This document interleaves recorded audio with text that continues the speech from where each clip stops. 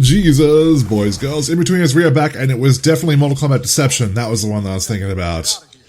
Gotcha. I wonder how many people corrected you in the comments before this part uploaded.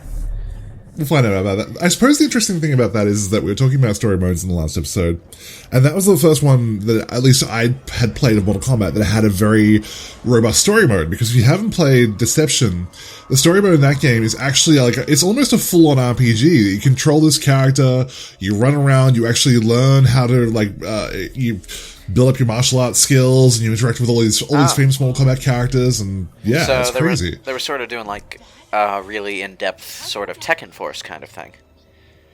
Kind of, yeah, but it was actually instead of being like Tekken Force just being like a side scroll, this was like a full-on, it was almost a full-on RPG. Without stats, it was just crazy. I was thinking somewhat more like Tekken 6, which had a story mode that centered on Lars. It was kind of more like a really jank Streets of Rage game. Yeah. Like fully 3D, but that's where the jank comes from, because Tekken controls don't really work in that perspective. Okay, gotcha. I haven't. I think I know what you're talking about. I haven't played that in a long time, so I'll have to check that out. But yeah, and I suppose the takeaway from that though is that I remember thinking at the time, it's like, my God, this is amazing. This is so much fun. I had so much fun playing the Deception story mode the first time around that I was like, they should do more of this. So maybe that kind of mindset is how we led to this incredibly cinematic, overblown story mode that we're watching right now. Well, the thing about that kind of story mode is it also brings with it its own development hurdles, which involve, a completely new gameplay style that the developers also have to fine-tune and balance along with the fighting game. This kind of story mode is just cutscenes. You can have a completely different part of the team focusing on writing, directing, and animating these cutscenes, while the main, gameplay people do the gameplay. It's a pretty simple way to divide up the work. And in fact, most games put up with that kind of division as it is. So in that sense, I don't think fighting games are really, from a development standpoint, at a design disadvantage by having this kind of thing in here. Whereas the kind of story mode that you're talking about from Deception is the kind of story mode that can potentially detract from the core of the gameplay in the same way that, say, Electronic Arts shoehorning in multiplayer to the Mass Effect series might have detracted from the single-player experience. That kind of thing. Don't talk to me about that. I'm still traumatized by that. The unfortunate thing about that argument is that when you get down to it, the Mass Effect multiplayer itself is not bad. It's actually quite fun. But my problem with it was that I love Mass Effect 1, 2, and 3. They are my favorite. 1, 2, and 3 are my favorite. We didn't talk about Andromeda, but 1, 2, and 3 are my favorite single-player games of all time. And I played 3 to the extent that I did every single thing there was to do in 3. But because of you must do online to basically finish the game properly, I only got around 60% actual Galaxy security rating for the game. Fortunately, once you add the DLC, you don't need the multiplayer to get the best endings anymore. But yeah, I know what you're talking about. I quite like Andromeda though, jank and all. So really, wow. Yeah, I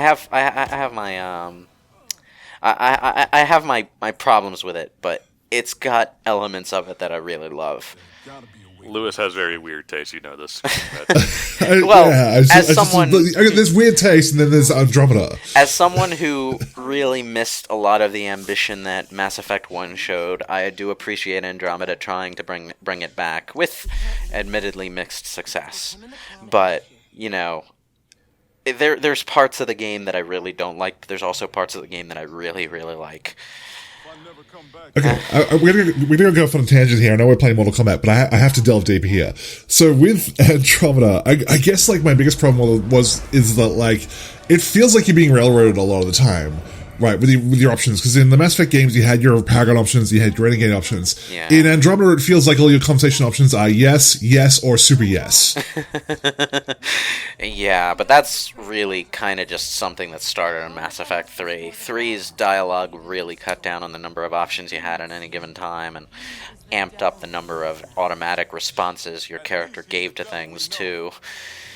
So, I guess, but it still did have ones that still gave you decent branches. I never felt like as negative as I tried to be in Andromeda, that it really had any profound impact on what the response was that I got. Yeah. Yeah. Although I did get a kick out of making a deal with one of the bad guys and then shooting him in the head anyway.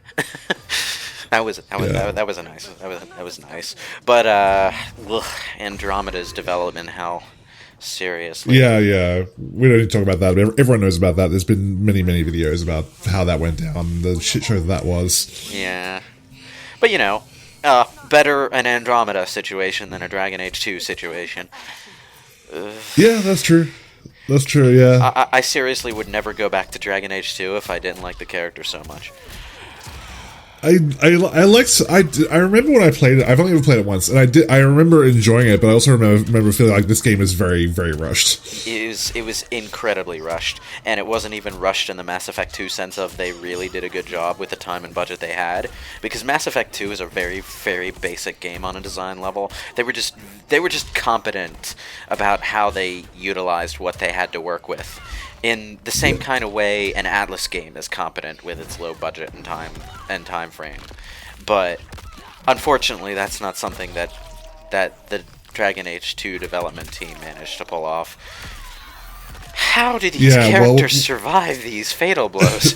but remember, Kodo Khan just gets one backbreaker and he's crippled for life. Yeah. It's kind of like how in the Yakuza series, the moment you enter gameplay, all this crazy shit can happen and you can just shrug it off like you've got Weapon X healing powers, but in the cutscenes you get shot one time and your character's down and out in the hospital at the end of the game. See, like the Yakuza games, I see the Yakuza. I've never played a Yakuza game for the record, and I see them and they look like so much fun, but at the same time, the main characters, I'm just like, I look at that and I'm like, if this game had a creator character where I could create my own character, I would love that. But like, it's just one of those cases where it's a game like that or Witcher 3 or something like that where I just see the main character and I'm like, I'm not interested in playing that guy, so yeah, I'm keeping myself out of this. Here's the thing, and this applies to both Geralt of Rivia and Kiryu Kazuma, is that if you give them a chance, they're actually really good characters. But really? Yeah, but they have that kind of stereotypical grimness to them that makes it difficult to find that out without actually taking the time to get familiar with them. In Geralt's case, it helps that he's a novel character who has multiple novels written about him and novels and short stories, so there's a lot to draw on when writing Geralt in the stories for the games. But in Kiryu Kazuma's case, he does have a stereotypical serious Japanese protagonist thing going, but he's also been around for 6 games plus spin-offs, so they've done a lot with him in that time. Yeah. Also, for the record, just for people who are watching this and getting angry right now, typing out the angry messages, I'm not saying they're bad games. I've never played them. I'm not saying they're bad. I'm just saying they don't appeal to me. Yeah. But, you're not alone, because I had that same feeling about Geralt in the Witcher series until I got around to playing the series. So I'm speaking from experience when I say, give them a chance. It's something that you'll probably enjoy. Also, I like this thing. I like this scene where Cetrion just quits screwing around and opens a fucking hole in the earth to swallow up Jackie. We're not trying to get the Holy Grail here. I mean, what's stopping him from just... Why can't she pull herself up? Well, there's only one handhold and it's way too far down. But, presumably if she tried, Cetrion would just snap, close the earth. Goes ahead and poops her out. How could you do this to me? I'm not doing this to you, Jackie. I'm doing it for you. Again, I mean, I know I've hopped on about this so much, but the facial animations is so damn good. It's you can even see indecision on people's faces. They don't even have to talk. You can just see them being conflicted. Yeah. I really like that games are doing that more now. I mean, it's something that they've been trying to do for several generations now, but it's only in this generation that it's become really fine-tuned in certain games to the point where, part of it, I'm pretty sure, is that they have actual, actors acting with their faces during the, the animating and directing of these scenes to give them something to work with when it comes to animating those fine details, with a certain amount of Also, motion capture going on. But yeah. Also, can I point out that we talked about Mass Effect Andromeda and facial animation in the same episode?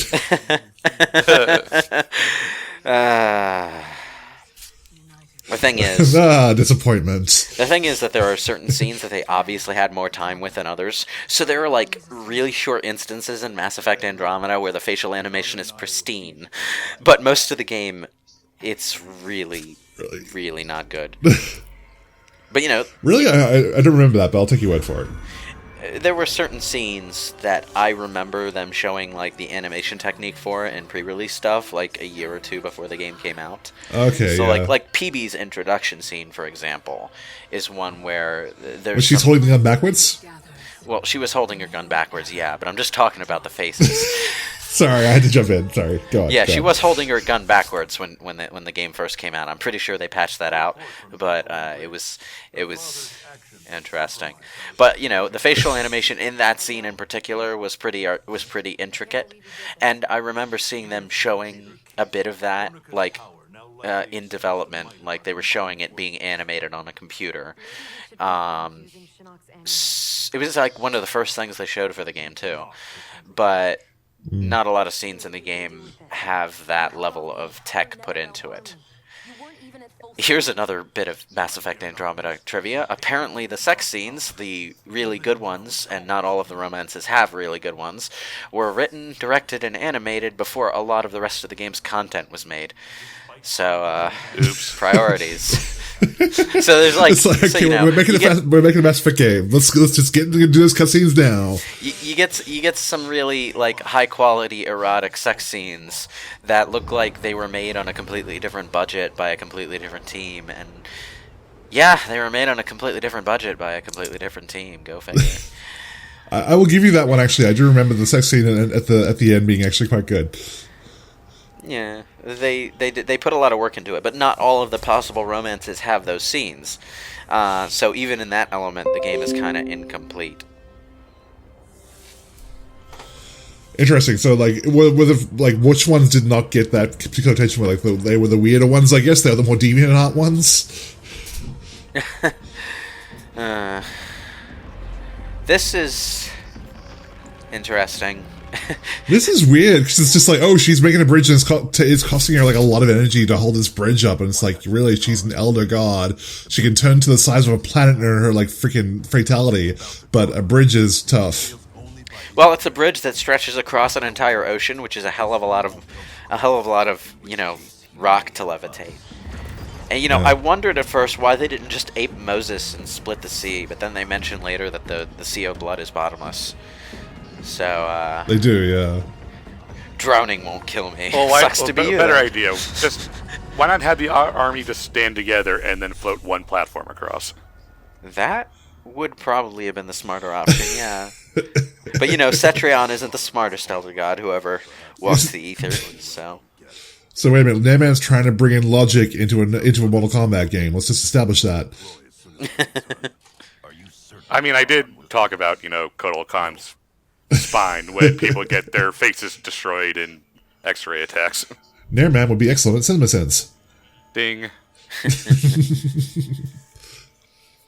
So this is interesting as well, in the sense that, like, I feel like this is the first part of the game where we get to really explore, like, the bromance, I guess, between Sub-Zero and Scorponok. They did have the scene earlier, but, like, I don't really feel it really went that too far into it, whereas this scene, they seem to really, like, trust each other and play off each other and really sort of have, like, that sort of level of trust with one another. And then they go and kill off future Scorpion, too. I know, which sucks because I'm starting to really like him. Yeah. No, I wish I were dead. Bugs everywhere. Not the bees. Okay, we had to work that in somewhere.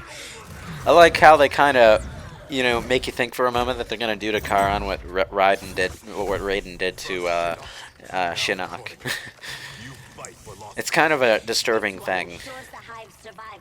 And what did Raiden do for Shinnok, just for the people who haven't seen it? Cut off his head and sent it to his enemies, still alive. Oh, right. So you're talking about the style of the game. Sorry, I thought you were talking about a previous game. My bad. Well, technically, it's something he did at the end of 10. So, Yeah. but you know, he cuts off his head above the vocal cords and just leaves it to languish and sends it to his enemies. And it's still like warbling and gasping and whatnot. Yeah. This stage is cool as hell as well. By the way, I love the design of this stage. It just you can spend 5 minutes just looking in the background, picking out things that you haven't seen yet.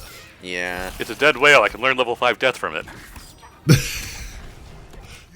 I can scan it for for bio-infested bullshit from Resident Evil. Yeah. There's some funny dialogue involving the ninja characters in this game that I only encountered after our last session. One of them is with Cassie Cage and Scorpion, where Cassie walks up to Scorpion and he's like, "Can I say it? Can I say it?" and Scorpion's like, "Only if you wish to suffer." And she says, "Get over here."